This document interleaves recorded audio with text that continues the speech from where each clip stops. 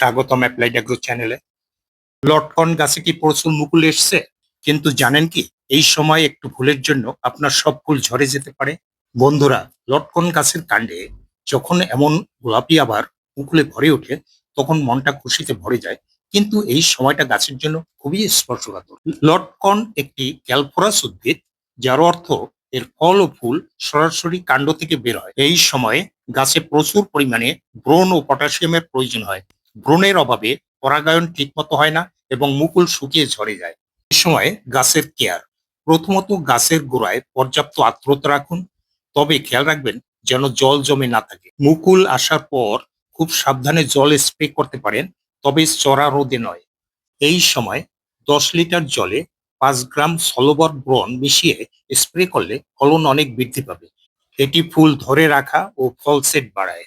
ফুল ঝরা কমানো ও ফল বড় করতে পটাশ সার গাছের গোড়ায় মাটিতে দিন।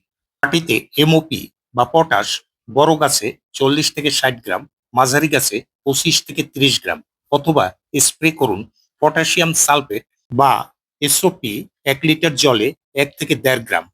কখন দিবেন? ফুল আসার সময়, 15 দিন পর আবার। পোকা দমন: লটকন গাছে যেসব পোকামাকড়ের আক্রমণ দেখা যায় তার ভিতরে মিলিবাগ এবং স্কেল পোকাই প্রধান। মিলিবাগ দেখতে সাদা নরম তুলোর মতো, আর স্কেল পোকা দেখতে শক্ত খয়েরি রঙের। সমাধান: নিম অয়েল 3 থেকে 5 মিলিলিটার পার লিটার জলে অথবা ইমিডাক্লোপ্রিড 0.3 ml পার লিটার জলে গুলিয়ে স্প্রে করতে হবে। এছাড়া মাঝে মাঝে কিছু মাইনর ইনসেক্টস এর আক্রমণ দেখা যায়, যেমন পাতার উইবেল এবং ফল ছিদ্রকারী পোকা। লটকন গাছে যে রোগগুলো বেশি দেখা যায় তা হলো উইল্ড ডিজিজ, ডাইব্যাক এবং অ্যানথ্রাকনোজ। লটকন গাছ ফুজিয়ারিয়াম উইল্ড রোগে আক্রান্ত হলে হঠাৎ করেই গাছের পাতা হলুদ হয়ে যাবে এবং গাছ ঝিমিয়ে পড়বে। ডাইব্যাক রোগে আক্রান্ত হলে গাছের কচি পাতা উপর থেকে শুকাতে শুরু করবে। অ্যানথ্রাকনোসে পাতা এবং ফলে ছোট ছোট বাদামি বা কালো দাগ পড়ে এবং দাগ পড়া ফল ঝরে পড়ে।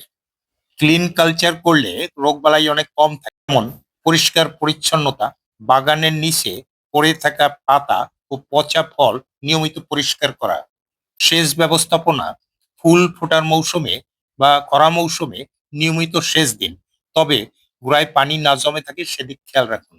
ছাঁটাই: ফল সংগ্রহের পর গাছের মরা ও রোগাক্রান্ত ডালপালাগুলো ছেঁটে দিন এবং পুরো গাছে একবার ছত্রাকনাশক স্প্রে করুন। ধন্যবাদ ভিডিওটি দেখার জন্য। আপনার গাছটি সঠিক পরিচর্যার মাধ্যমে ফলে ফলে ভরে উঠবে।